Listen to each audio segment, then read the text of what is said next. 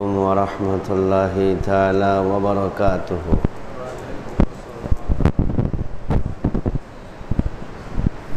الحمد لله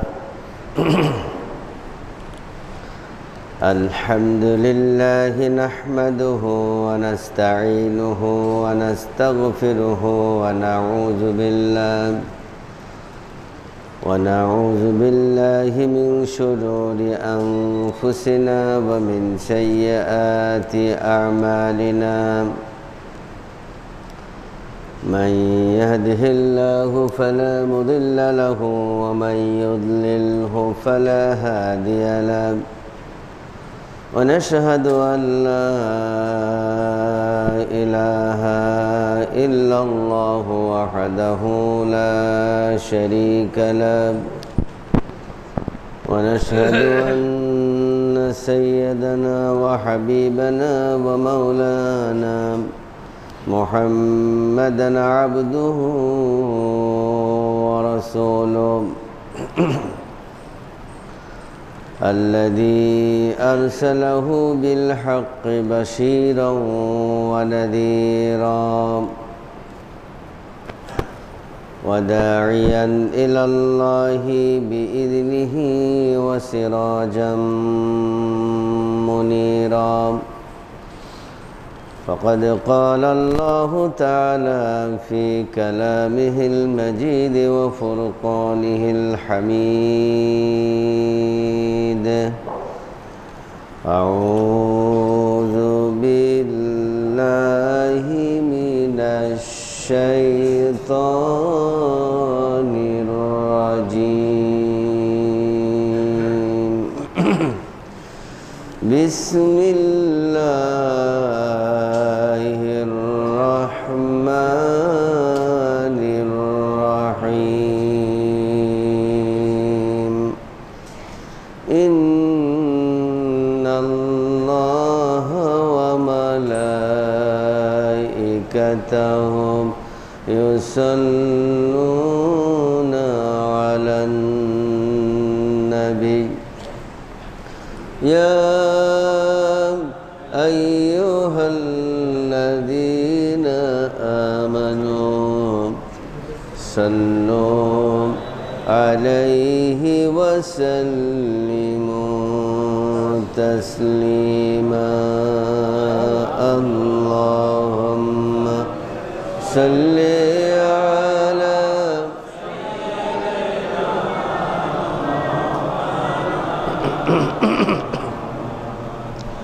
وعلى آل মাওলানা।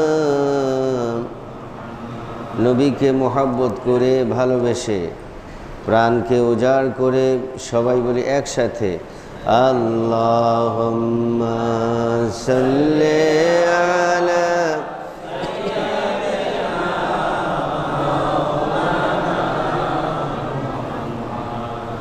وعلى آل سيدنا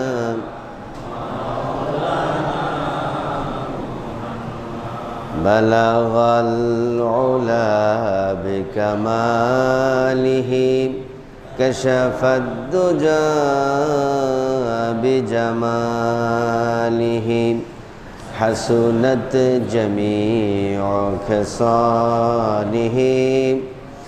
صلوا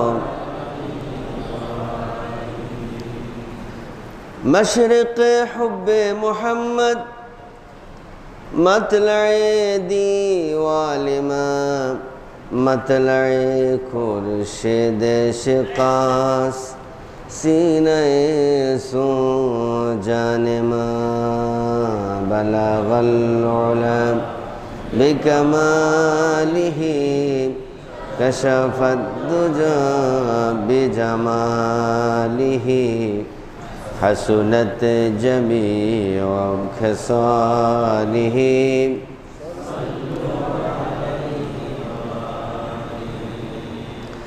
আরবের বুকে মক্কার তরে যেথায় আমিনার ঘর খোদার করুণা কাউসার হয়ে ঝরেছে বারংবার বালাগাল উলা বিকামালিহি কাশাফাদ দুজা বিজামালিহি হাসুনাত জামিউ খিসালিহি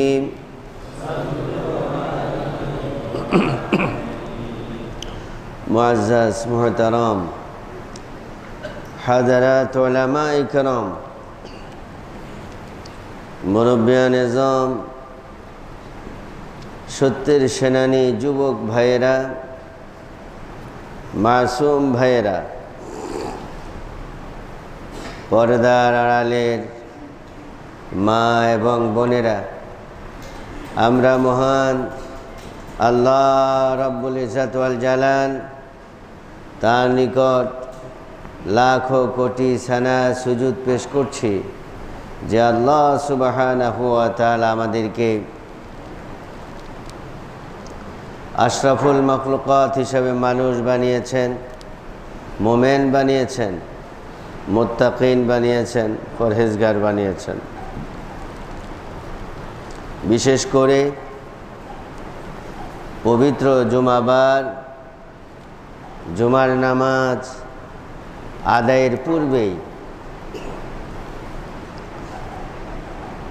অনেক মুসলমান মোমেন মুত্তাকি থেকে বাছাই করে অনেক মুসলমান মোমেনের আগেই আমাদেরকে নিয়ে এসেছেন তারই পৃথিবীর তারই শ্রেষ্ঠ ঘরে ঈমানকে মজবুত করার জন্য, তাকওয়াকে মজবুত করার জন্য।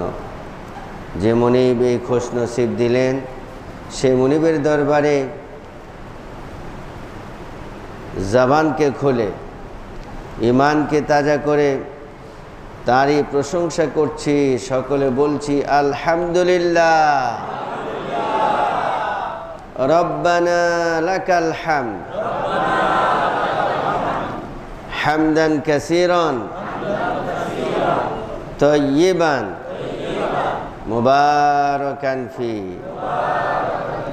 ইয়া রাব্বি লাকাল হামদু কামা ইয়ানবাগি লিজালালি ওয়াজহিকা ওয়া আযীমি সুলতানিকা। সম্মানিত ভাইয়েরা,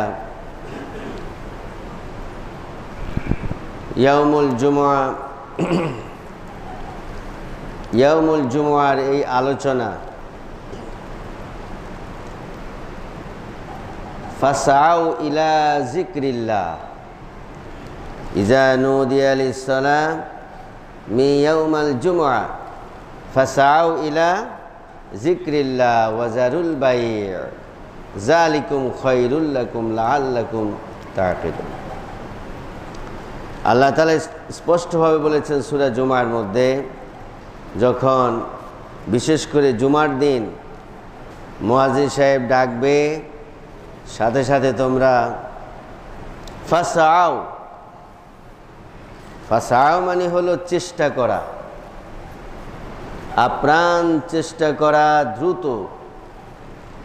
যেরকম না হাঁটতে পারলে হামাগুড়ি দিয়ে হলেও জানে প্রাণে দৌড়ে সব কিছুর বিনিময়ে ফাসাও ইলা যিকরিল্লাহ, যিকরিল্লাহর দিকে দৌড়াও। এই যিকরিল্লাহ বলতে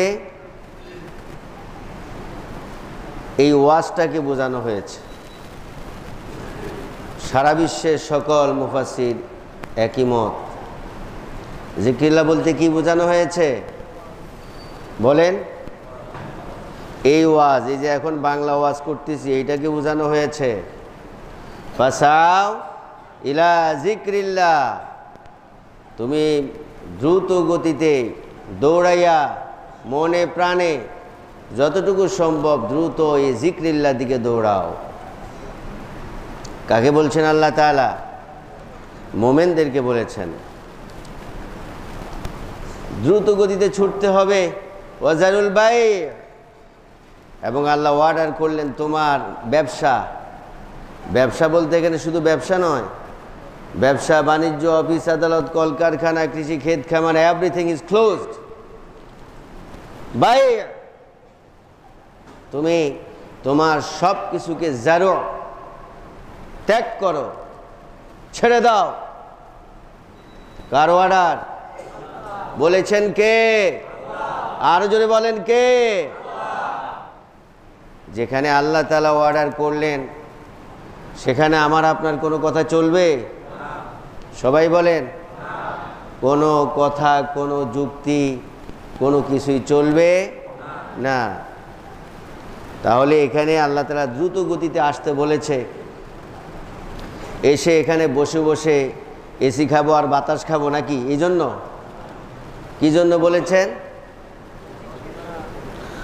জিক্রিল্লাহটা বুঝতে হবে, এ ওয়াজগুলো বুঝতে হবে, ওয়াজগুলো বোঝার পরিবেশ তৈরি করে ফেলতে হবে।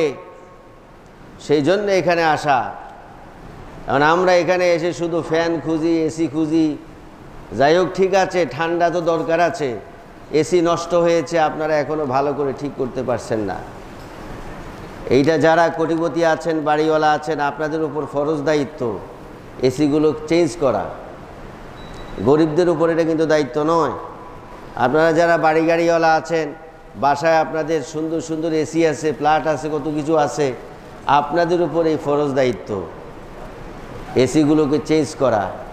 এখানে যেন নিরিবিলি পরিবেশ, জিক্রিল্লাহ, আল্লাহর এই জিকিরগুলো, আল্লাহর ওয়াজগুলো সবাই বুঝতে পারে, নিরিবিলি পরিবেশ তৈরি করতে হবে। এটা কি আমার কথা না আল্লাহ তাআলার কথা? সবাই বলেন, আল্লাহ তাআলার কথা। এবং এই ওয়াজগুলো নামাজেরই একটা অংশ। জোহরের নামাজ 2 রাকাত পড়ে, 2 রাকাত পড়ি না, এই জুমার নামাজ 2 রাকাত, বাকিটা এই জিকির, এই ওয়াজ নসিহত। সুতরাং আমি আপনাদেরকে বলবো, আপনারা এসিগুলোকে কিভাবে চেঞ্জ করবেন সেই প্ল্যান প্রোগ্রাম করেন, কমিটির ভাইরা সহ, মুসল্লি ভাইরা সহ। আল্লাহ তাআলা আমাদেরকে বোঝার তৌফিক দান করুক, বলি আমিন। আবার বলি আমিন, আবার বলি আমিন, আমিন। সম্মানিত ভাইরা, আমরা কথা বলছিলাম গত জুমায় মা বাবার মর্যাদা, পিতামাতার মর্যাদা এবং মা বাবার খেদমত, দায়িত্ব কি, ঠিক কিনা? আসলে মা বাবার মর্যাদা, দায়িত্ব অনেক সময়ের ব্যাপার। তারপরে গত জুমা অনেক সময় বলছি, 53 মিনিট বললাম, শেষ করা যায় নাই। আজকে চেষ্টা করব অন্তত যেন ফর্মালিটি মেনটেন করা যায়। বলি আলহামদুলিল্লাহ, বিমাশিয়াতিল্লাহ, বিইজনিল্লাহ। আমার ভাইয়েরা, আমরা ইহাই বুঝতে পারলাম যে আল্লাহ সুবহানাহু ওয়া তাআলা সূরা বনী ইসরাঈলের মধ্যে বলেছেন, ওয়াকাদা রাব্বুকা আল্লা তা'বুদু ইল্লা ইয়াহু ওয়া বিল ওয়ালিদাইনি ইহসানা। যে তোমরা, আল্লাহ তাআলা বান্দাদেরকে বলছেন, তোমরা এটা জেনে নাও যে আমার ইবাদতের পর, আল্লাহর ইবাদতের পর মা এবং বাবার খেদমত করতে হবে। ইম্মা ইয়াবলুগান্না ইনদাকাল কিবারা আহাদুহুমা আও কিলাহুমা। বিশেষ করে যখন মা এবং বাবা বৃদ্ধা হয়ে যাবেন, তখনই তাদেরকে শ্রেষ্ঠ, বেস্ট সার্ভিস দিতে সবাই বলেন না, বেস্ট সার্ভিস দিতে হবে। এটা আল্লাহর ওয়ার্ডার, ফরজ, দায়িত্ব। সম্মানিত ভাইয়েরা, এবং আল্লাহ তাআলা হুঁশিয়ার করলেন, ফালা তাকুল লাহুমা উফ, তুমি তাদেরকে উহু বলো না। ওহো, আপনি খাটে টয়লেট করে দিলেন, ওহ পেশাব করে দিলেন, এগুলো বলা যাবে না, নিষেধ। আল্লাহ তাআলার পক্ষ থেকে ডাইরেক্ট নিষেধ। এবং আল্লাহ তাআলা অর্ডার করলেন এখানে, ওয়াকুল লাহুমা কওলান কারীমা, মা এবং বাবার সাথে সম্মানজনক কথা বলো। কি জনক কথা? সবাই বলতে হবে, কি রকম কথা? সম্মানজনক। অথচ আমরা মনে করি যে ঝাড়ি যদি দিতে হয় তাহলে আগে মারে দিতে হবে, তারপরে বাবারে দিতে হবে। কিন্তু সেদিন দেখলাম এক ছেলে বাবাকে গোসল দিচ্ছে, তো ক্যাপশন লিখলো, কোন ভাই লিখছেন যে বাবা যখন সন্তানকে গোসল করায় তখন বাবাও হাসে, ছেলেও হাসে, আর যখন ছেলে বাবাকে গোসল করায় তখন ছেলে কাঁদে। আমি দেখে টপ টপ করে পানি পড়ে গেল। সন্তান বাবাকে গা ডলতেছে, গোসল করাচ্ছে, আর ছেলে কাঁদতেছে জড়াই ধরে। এরাই তো সুসন্তান, এদের কারণে তো রহমত আসে। আবার গত জুমায় বললাম বাবাকে পিলারের সাথে বেঁধে মারছে সন্তান। কি এলাকা আমি জানি না, এলাকার মানুষ দাঁড়ায় রয়েছে অনেকে, আবার বলতেছে এই আর মারিস না, আর মারিস না। এই সময় কি এটা বলার সময়? এই কথা এই সময় হলো ওই ছেলেটারে ধরে হাত পা সব ভেঙে পঙ্গু বানায় দেওয়া দরকার ছিল। এলাকা যেমন মানুষও তেমন। নাউজুবিল্লাহ বলেন। সম্মানিত ভাইয়েরা, ওয়াকুল লাহুমা কাওলান কারীমা ওয়াকফিদ লাহুমা জানাহা যুল্লি মিনার রাহমা। এবং বিশেষ করে যখন তারা হাঁটা চলাফেরা করতে পারবে না তখন তাদেরকে আইসিইউর যে সার্ভিস, সেই সার্ভিস দিতে হবে। ওয়াকুর রব্বির হামহুমা কামা রব্বায়ানি। এবং যখন মা এবং বাবা চলে যাবেন তখন তাদেরকে দোয়া করতে হবে, ও আল্লাহ, আমার মা এবং বাবা যেরকম আমাকে রহম করে, দয়া করে, আদর করে, ভালোবেসে লালন পালন করছে, খেতে বসছে মা বাবা, আমি পায়খানা করে দিলাম, মা বাবা কি রাগ করছে? খাওয়ার ছেড়ে দিয়ে আমাকে নতুন জামা কাপড় পরাইছে, পরায়ে আদর করে বসাই দিয়েছে, ঠিক কিনা? আহা, আল্লাহ, আমার মাকে বাবাকে তুমি এরকম আদর করে কবরে রাখো। সুবহানাল্লাহ। আমার ভাইরা, এইভাবেই আল্লাহ তাআলা কোরআনুল কারীমের বিভিন্ন জায়গায় বলেছেন। এবং মা এবং বাবা এত পবিত্র জিনিস, এত পবিত্র, যেরকম বাইতুল্লাহ, সুবহানাল্লাহ আগেই বলেন, বাইতুল্লাহর দিকে তাকালে সেকেন্ডে সেকেন্ডে সব আছে নাকি নাই? আছে। ঠিক মা এবং বাবার দিকে, বিশেষ করে মায়ের দিকে যদি কেউ তাকায় নেক নজরে, মায়া লাগে, মায়ের দিকে তাকালে নবীজি বলেছেন হজ্জে মাবরুরা, হজ্জে মাবরুর, যেই সন্তান তার মায়ের দিকে নেক নজরে তাকায়, মায়ের দিকে তাকালে মন কাঁদে, মনটা ভালো হয়ে যায়, তাকাতে ভালোই লাগে, মায়ের দিকে মায়া লাগে। এই মায়ার নজরে যে তাকাবে তাকে আল্লাহ তাআলা একবার তাকাইলে একটা কবুল হজের সওয়াব দিয়ে দেয়। সাহাবা একরাম প্রশ্ন করলেন, হে রাসূল, আমার মায়ের দিকে তাকাতে এত মায়া লাগে, আমার তো একবার দুইবার তাকালে হয় না, আমি তো বারবার তাকাই, এতে কি গুনাহ হবে? নবীজি বলছে না। তাহলে কি সওয়াব হবে? বলছে অবশ্যই সওয়াব হবে। বলছে আমি যদি দৈনিক 100 বার তাকাই তাহলে কি 100 কবুল হজের সওয়াব হবে? নবীজি বলছেন আল্লাহু আতিয়াব। ও আমার সাহাবী, শুধু 100 বার নয়, কেউ যদি 1000 বার, লক্ষ বার, কোটি বারও মায়ার নজরে তাকাতে পারে, আল্লাহ তাআলা তাকে কবুল হজের সওয়াব দিতে পারে। এত আস্তে কইলেন সুবহানাল্লাহ।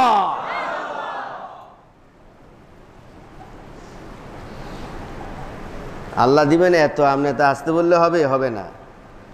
সম্মানিত ভাইয়েরা, আল জান্নাতু তাহতা আকদামিল উম্মাহাত, মায়ের পায়ের নিচে সন্তানের বেহেশত। আপনি আল্লামা হয়ে গেছেন, বিশ্ব স্কলার হয়ে গেছেন, বাইতুল্লাহর খতিব হয়ে গেলেন, মক্কা শরীফের খতিব, আপনার জান্নাত কোথায়? এই মায়ের, ওই দুঃখিনী মায়ের পায়ের নিচে। আমারও তাই, দুঃখিনী মায়ের পায়ের নিচে। তবে আরেকটি হাদিসে বলা হয়েছে, তবে দুঃখিনী মায়ের তো বলা হলো, আবার অন্য হাদিসে বাবার কথাও বলা হলো, আল জান্নাতু তাহতা আরজুলিহিমা, আল জান্নাতু তাহতা আরজুলিহিমা, মা এবং বাবার। এই হাদিসটি প্রচার হয় নাই, হতে হবে। বাবাও কম করে না সন্তানের জন্য, কম করে? কম না, হ্যাঁ মা বেশি করে, কিন্তু বাবা একটু কম করে, কিন্তু করে না তা তো নয়। এই জন্য নবীজি বলেছেন আল জান্নাতু তাহতা আরজুলিহিমা, মা এবং বাবার পায়ের নিচে সন্তানের বেহেশত। সুতরাং যুবকেরা, শুধু মাকে নয়, বাবাকেও লাগবে, বাবাকেও কি লাগবে। সুবহানাল্লাহ। এইবার বলবো, মা বাবার সাথে যারা অবাধ্য হবে তাদের ব্যাপারে আল্লাহ তাআলা কি বলছেন? قال النبي صلى الله عليه وسلم, নবীজি বললেন, কুল্লু যুনুবি ইয়াগফিরুল্লাহু মিনহা মা শাআ ইল্লা উকুকাল ওয়ালিদাইন فإنه يعجل لصاحبه في الحياة قبل الممات। নবীজি বললেন, কুল্লু যুনুবি ইয়াগফিরুল্লাহু মিনহা মা শাআ। আল্লাহ রাব্বুল আলামিন বললেন, আল্লাহ তাআলা বান্দা বান্দির সব গুনাহ মাফ করতে পারেন, কিন্তু কুল্লু যুনুবি ইয়াগফিরুল্লাহু মা শাআ, আল্লাহ যা ইচ্ছে তা মাফ করতে পারেন, কিন্তু ইল্লা উকুকাল ওয়ালিদাইন, কিন্তু যিনি মায়ের অবাধ্য হবেন, বাবার অবাধ্য হবেন, তার কোনো মাফ নাই। অনেক বড় গুনাহ করেছেন আপনি, মদ, জুয়া, জিনা, ব্যভিচার, অনেক রকমের পাপ করেছেন। আল্লাহ তাআলা ঘোষণা আছে মাফ হবে তাওবাতুন নাসুহা করলে, কিন্তু মা বাবার অবাধ্য হয়েছেন কখনো কোনো কারণে শয়তানের ফাঁদে পড়ে, যতক্ষণ মা না মাফ করবে আল্লাহ মাফ করবে না, যতক্ষণ বাবা মাফ না করবে ততক্ষণ আল্লাহ তাআলাও মাফ করবে। এই জন্য ভাইয়েরা, আমি অ্যাডভাইস করব, শয়তানের ফাঁদে পড়ে, দেমাগের কারণে, অহংকারের কারণে মা বাবার সাথে বেয়াদবি করে ফেলেছেন। যদি কেউ থেকে থাকেন, আজকে গিয়ে মা এবং বাবার পা ধরবেন। পা ধরার সাথে সাথে পৃথিবীতে এমন কোনো মা নাই, সন্তান যদি তার মা বাবার পা ধরে জড়িয়ে আর কান্নাকাটি করে মাপ চায়, পৃথিবীতে এমন কোনো মা বাবা নাই মাপ না করতে পারে, ঠিক কিনা? দয়ার সাগর। আপনি দেখেন, বিদেশি বিরাজ্যে গিয়ে সন্তান মারা যায়, পশু পাখি জানার আগে আগে জানে মায়। অনেক রেকর্ড আছে এরকম। বুড়ি মা দুনিয়ার খবর নাই, কিন্তু কয় কিরে আজকে যে আমার কলিজা জ্বলে যায়, ও বউ শুনছুনি, এটা শুনছুস নি রে, আমার কেমন কেমন লাগে। ঠিকই ফোন আসে যে মায়ের সন্তান পৃথিবীতে বেঁচে নাই, মায়ের কলিজায় টানে টান লেগে যায়। সুবহানাল্লাহ, কি কারেন্ট! কি সংযোগ করেছেন কে? আল্লাহ তাআলা এই সংযোগ দিয়েছেন।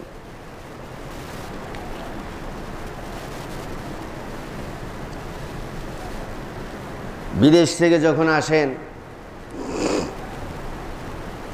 বিদেশ থেকে আসলে সবাই ব্রিফকেসের দিকে তাকায়। সন্তান বলেন আর স্ত্রী বলেন, শুধু ব্রিফকেস কখন খুলবে ওইটার দিকে নজর। কিন্তু মা এবং বাবা তাকায় সন্তানের মুখের দিকে, বাবা কখন খাইছিস, তোর তো মুখটা শুকায় গেছে। মা সবাই জিনিসপত্রের দিকে দৌড়ায়, আর মা তাড়াতাড়ি সন্তানের মুখে খাবার দেওয়ার জন্য দৌড়ায়। আমারও তো মনে আছে, আমি যখন ঢাকা থেকে লেখাপড়া করতাম, বাসায় যাওয়ার পর ফজর নামাজের পর আমি হাঁটতে বের হয়েছি, দেখি বাবা লাউ শাক নিয়ে আসতেছে, কুয়াশা। আর আমি দেখি, জিজ্ঞেস করলাম, বাবা কই গেলেন? বলতেছে, তুমি লাউ শাক খাও। আমি এই জন্য ওখানে গেলাম, লাউ শাকগুলো নিয়ে আসলাম। সুবহানাল্লাহ।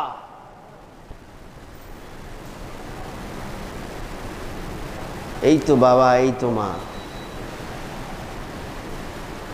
সন্তান মারা গেলে মা কাঁদে, বাবা কাঁদে, সন্তান তো নাই। কিন্তু স্ত্রী কাঁদে, হায় রে আমারে তো আর লাল শাড়ি কে দিবে, অলংকার দেওয়ার কথা ছিল, দিবে কে? অথবা আমাকে বিদেশ সফরে নেওয়ার কথা ছিল, নিবে কে? এগুলোর জন্য কাঁদে। মা বাবা কি এগুলোর জন্য কাঁদে? বলেন না। তার কলিজার টুকরা চলে গেল। সুবহানাল্লাহ। আমার ভাইয়েরা,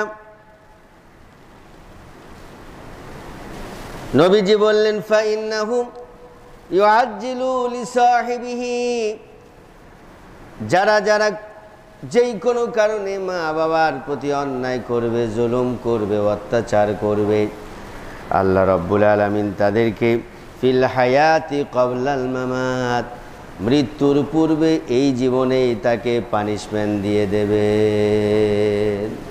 নাউজুবিল্লাহ। আরো জোরে বলেন। কোন সন্তান যদি মাকে অন্যায়ভাবে জুলুম করে, অত্যাচার করে, বাবাকে নির্যাতন করে, নবীজি বললেন আল্লাহ তাআলা এই দুনিয়ায় তাকে পানিশমেন্ট দিয়ে দেবেন। যেই কোনো মুসিবত চলে আসবে, যেই কোনো অস্থিরতা চলে আসবে, যেই কোনো অসুস্থতা চলে আসবে, এই দুনিয়ায় শাস্তি ভোগ করে তারপরে আখিরাতে যেতে হবে, ঠিক কিনা? এটা আমার কথা নয়, কথা কার? সবাই বলেন আল্লাহ তাআলার কথা, আল্লাহ রসুলের কথা। There is not doubt in it, লা শাক্কা ফি লা রাইবা ফি। আমার ভাইয়েরা, মা বাবার অবাধ্য ব্যক্তি যিনি, তিনি ধ্বংস হয়ে যাবেন। ক্বালান নবী সাল্লাল্লাহু আলাইহি ওয়াসাল্লাম, নবীজি বলেছেন, রগিমান ফুহু, রগিমান ফুহু, রগিমান ফুহু। ক্বালা মাইয়া রাসূলুল্লাহ, নবীজি বললেন, তার নাক ধুলাই মলিন হোক, তার নাক ধুলাই মলিন হোক, তার নাক ধুলাই মলিন হোক। কয়বার বলেছেন? 3 টাইম, 3 বার বলেছেন। ধুলাই মলিন হোক মানে সে ধ্বংস হয়ে যাক, সে ধ্বংস হোক, সে ধ্বংস হোক, সে ধ্বংস হোক। কয়বার বললেন? 3 বার বললেন নবীজি। মাইয়া রাসূলুল্লাহ, উপস্থিত সাহাবী বলেছেন, ও রাসূল, কে ধ্বংস হয়ে যাক? ক্বালা, নবীজি বললেন, মান আদরাকা ওয়ালিদাইহি ইনদাল কিবারি আহাদুহুমা আও কিলাহুমা সুম্মা লাম ইয়াদখুলিল জান্নাহ। নবীজি বললেন, যেই ব্যক্তি তার মা এবং বাবাকে বৃদ্ধ অবস্থায় পেল, উভয়কে পেল অথবা একজনকে পেল, হয় মাকে পেল না হয় বাবাকে পেল, সুম্মা লাম ইয়াদখুলিল জান্নাহ, মা বাবাকে পেয়ে সে খেদমত করে জান্নাতে প্রবেশ করতে পারল না, এই ব্যক্তি ধ্বংস হয়ে যাক। নাউজুবিল্লাহ বলেন। মাকে পেল, বাবাকে পেল বৃদ্ধ বয়সে, কিন্তু মা বাবার খেদমত করে জান্নাতি হতে পারল না, নবীজি বলছেন এই ব্যক্তি ধ্বংস হয়ে যাক। কতবার? কয়বার বলেছে? যুবকরা বলো কয়বার?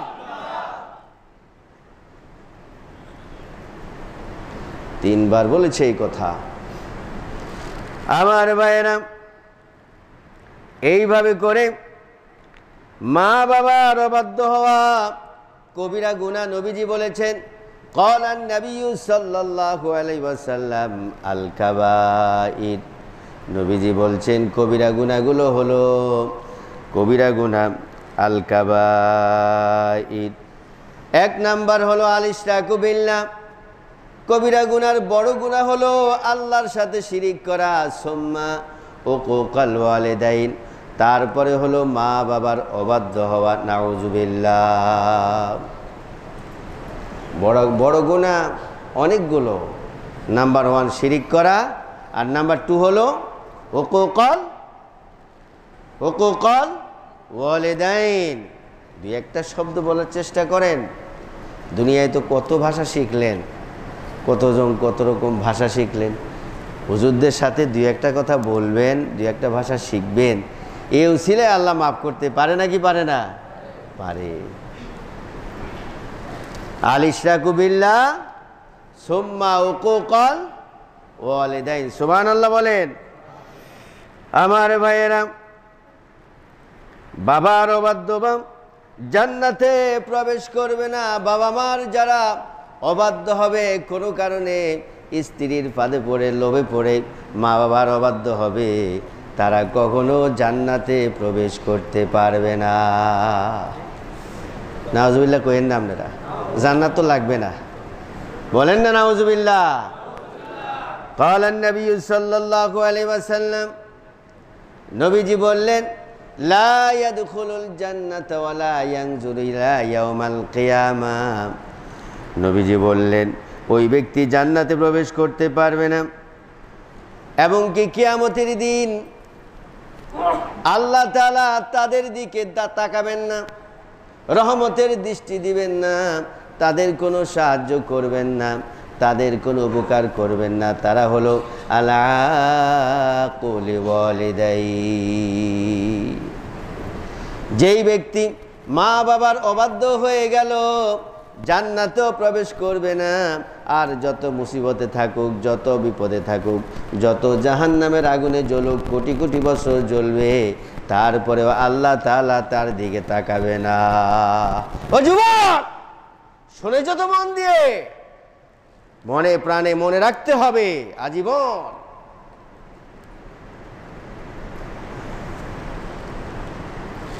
আমার ভাইয়েরা, এইভাবে করে মা বাবা নারাজ হয়ে গেলে আল্লাহ তাআলা নারাজ হয়ে যায়। নবী করিম সাল্লাল্লাহু আলাইহি ওয়াসাল্লাম বললেন, সাখাতুর রব্বি ফি সাখাতিল ওয়ালিদাইন, সাখাতুর রব্বি ফি সাখাতিল ওয়ালিদাইন। কোনো কারণে যদি মা বাবা নারাজ হয়ে যায়, কোনো কারণ, এখানে কোনো বিভিন্ন রকম কোনো শর্ত নাই, যেই কোনো কারণে যদি মা বুঝে হোক না বুঝে হোক রাগান্বিত হয়ে যায়, আল্লাহ রাব্বুল আলামিন সাথে সাথে রাগান্বিত হয়ে যায়। অন্য জায়গায় আছে, নবীজি বললেন, রিদার রব্বি ফি রিদাল ওয়ালিদাইন।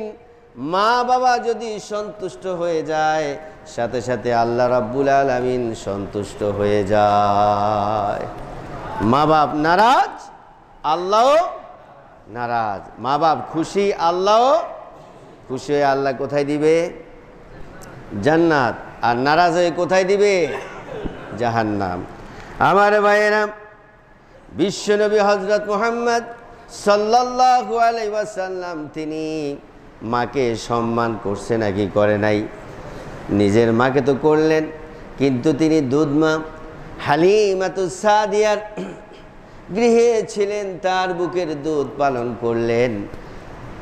যখন নবীজি বিশ্ব নবী হয়ে গেলেন, চারদিকে নাম ডাক ছড়িয়ে গেল, চারদিকে নাম ডাক, সারা ওয়ার্ল্ডের শ্রেষ্ঠ মানুষ হিসাবে ঘোষণা পেয়ে গেলেন। আল আমিন, যিনি সারা বিশ্বে সারা জীবনে একটাও মিথ্যা কথা বলে নাই। ওই সময়ে তিনি সাহাবীদেরকে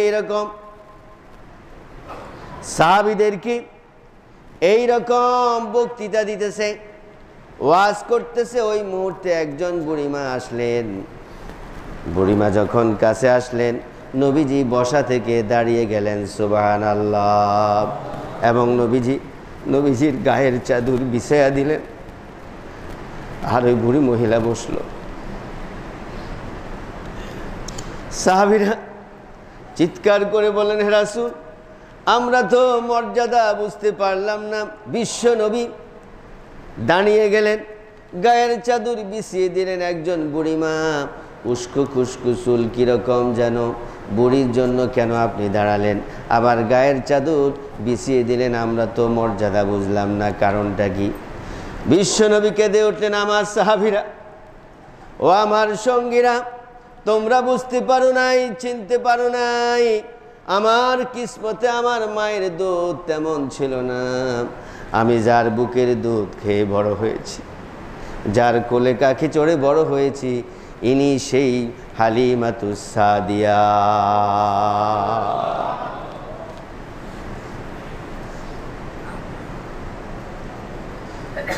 নবীজিও খেদমত করলেন, আমাদেরও খেদমত করতে হবে।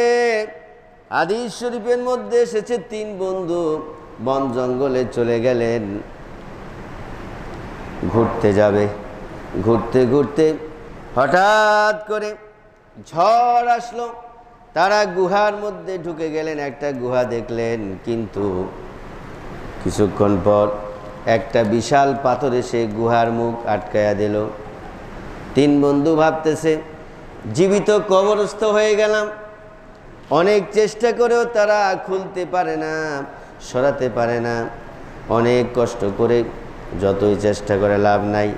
পরিশেষে তারা এখন নড়াচড়াও করতে পারে না, ক্লান্ত হয়ে গেছে। একজন বলল, আমরা পারবো না, কিন্তু রব যিনি সব কিছু সৃষ্টি করলেন, তিনি তো পারেন, বলো আমরা তার কাছে বলি। তখন একজন বলল, আমার একটা চাচাতো বোন ছিল সুন্দরী, তাকে ভোগ করার জন্য আমি চেষ্টা করলাম, কিন্তু সে আমার কথা মানে না। কিন্তু হঠাৎ তার বিপদ হলো, আমার কাছে আসলো। আমি বললাম, শর্ত একটাই, তোমাকে ভোগ করব। তাহলে আমি রাজি। বলছে ঠিক আছে। টাকা পয়সা দেয়া হলো, সব রেডি। আমি তাকে ভোগ করতে যাব। হঠাৎ আমার মনে আল্লাহ তোমার ভয় চলে আসলো। আমি সাথে সাথে নেমে গেলাম, আমি চলে আসলাম। ও আল্লাহ, সেই কাজটা যদি তোমার ভয় হয়ে থাকে, তুমি আমাকে মাফ করে দাও। একটু সরে গেল, সুবহানাল্লাহ। আরেক ব্যক্তি, তিনি ছিলেন মালিক, কর্মচারী, হঠাৎ চলে গেল বেতন না নিয়ে। তিনি তার এই বেতনগুলো দিয়ে একটা বকরি কিনলেন। সেখান থেকে বাচ্চা হয়ে হয়ে অনেকগুলো পাল হয়ে গেল। কয়েক বছর পর আসলো, এসে বলল, আমি যে বেতন নেই নাই। বলছে, এই যে সব তোমার বেতন, তোমার স্যালারি। বলছে, দুষ্টামি করেন কেন? বলছে, না না, সেগুলো দিয়ে বকরি কিনলাম, বাচ্চা হতে হতে এমন হয়ে গেল। ও আল্লাহ, তোমার ভয়ে আমি করেছি, আমি তো মেরে দিতে পারতাম, তোমার ভয়ে করেছি, যদি সেটা হয় আমাদেরকে বাঁচাও। একটু সরে গেল। আরেকজন বলল, আল্লাহ, আমি সব সময় আমার গরুর দুধ দুয়ে আগে আমার মাকে খাওয়াতাম, তারপরে আমার বাচ্চাদেরকে, স্ত্রীকে খাওয়াতাম। গভীর রাত হয়ে গেল, আমি আস্তে আস্তে, আমার বাচ্চারা কাঁদতেছে দুগ্ধ খাওয়ার জন্য, কিন্তু না না, আমার মাকে ঘুম থেকে আগে উঠায় আমি খাওয়াইছি আল্লাহ, তারপরে আমার সন্তানদেরকে খাওয়াইছি। ও আল্লাহ, তোমার সন্তুষ্টির জন্য আমি এটা করেছি। যদি আজকে তোমার সন্তুষ্টি হয়ে থাকে এই বিপদ থেকে আমাদেরকে বাঁচাও। এই মায়ের কুটপি যখন দিলেন সাথে সাথে পাথরটা সম্পূর্ণ সরে গেল। 3 বন্ধু মৃত কবরস্থ থেকে জীবিত হয়ে গেলেন। সুবহানাল্লাহ। এইভাবে মায়ের খেদমত সকল সন্তানের উপরই ফরজ, ঠিক কিনা? সকল সন্তান, যত রকম সন্তান আছে সব সন্তানের উপর এই দায়িত্ব আছে নাকি নাই? আছে। সম্মানিত মুসল্লিবৃন্দ, আমাদের মাননীয় সম্মানিত সভাপতি সাহেব কিছু গুরুত্বপূর্ণ কথা বলবেন। আমলের নিয়তে আমরা শুনবো। আমলের নিয়তে, কিসের নিয়তে বলেন? আমলের নিয়তে শুনবো।